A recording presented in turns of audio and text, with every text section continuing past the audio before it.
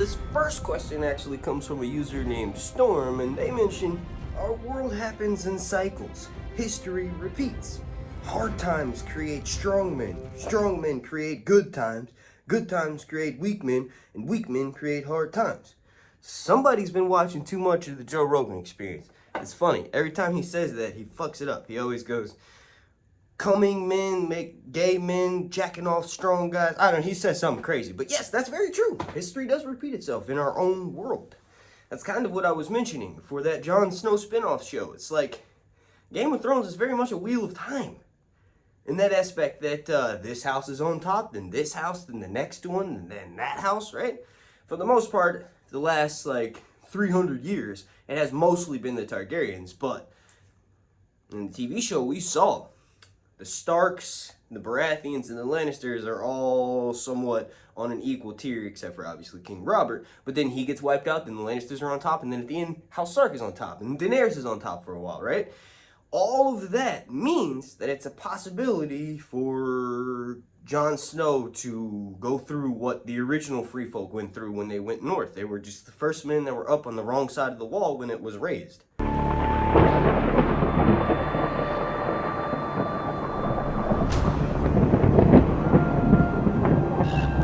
Zaldrizes buzdaris gosdaw.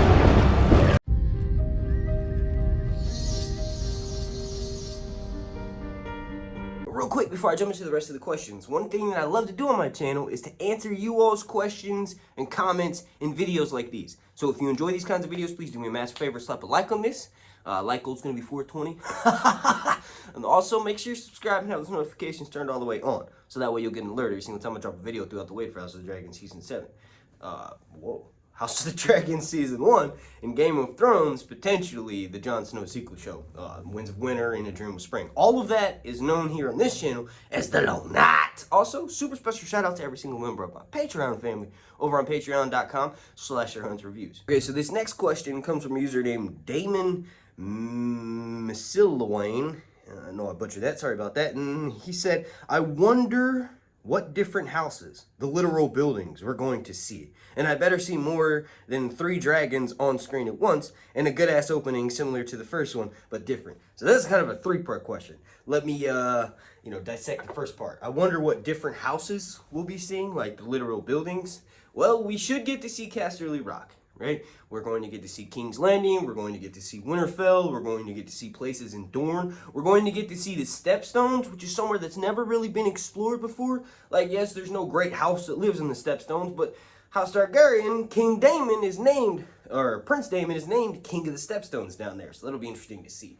We'll also get to see House Velaryon. We've never got to see Driftmark or High Tide. That's pretty amazing. Both of those locations do play a role in the main series in the books, but we never got to see Aurane Waters, who's a bastard of House Velaryon, on the main TV show.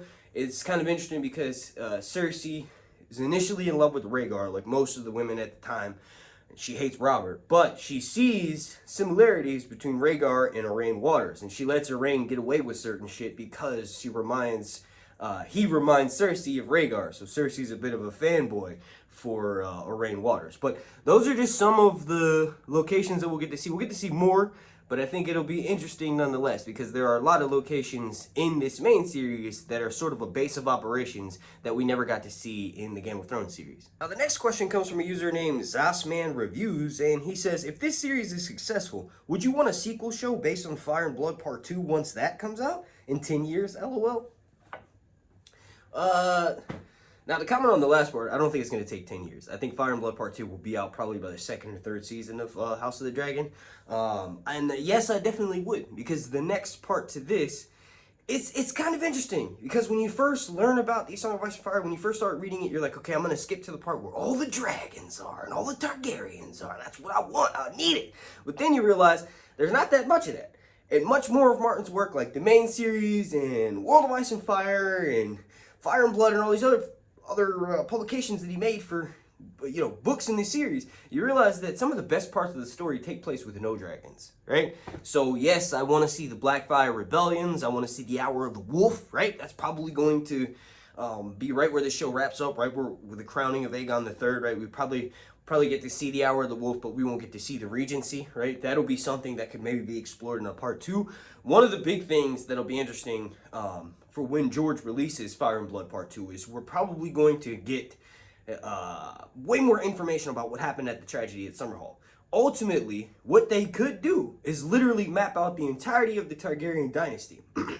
Starting with one of the more juicier parts, the Dance of the Dragons, then we eventually could have a show that would show the Sons of the Dragon. So we have an Aegon the Conqueror show, and then we find out about Maegor the Cruel and Aenys, right?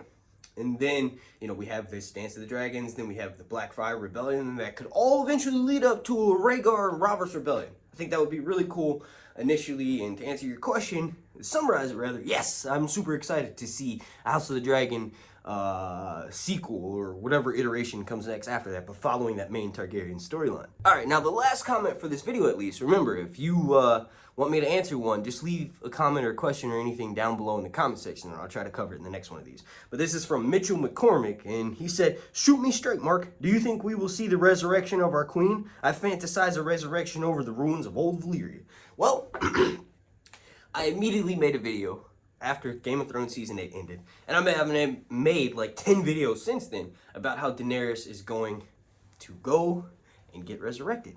She's going to Volantis, she's going to the Temple of Valor, Kinvara, one of them, they're gonna resurrect the shit out of her. And that's another thing, it's like Game of Thrones ending Season 8, most people could find something that they did not like about it, myself included. There are several writing choices in the final season of Game of Thrones that I was like wanting to smack the shit out of Dan and Dave for doing. But overall, still the greatest show of all time. And one of the things they successfully, unanimously did about the ending is leave it open enough for all these characters that are still alive to come back in some form, one or another, right? Arya's going west of Westeros, Jon Snow's north of the Wall, Sansa's ruling in Winterfell, Breanne is King Stark down south, right?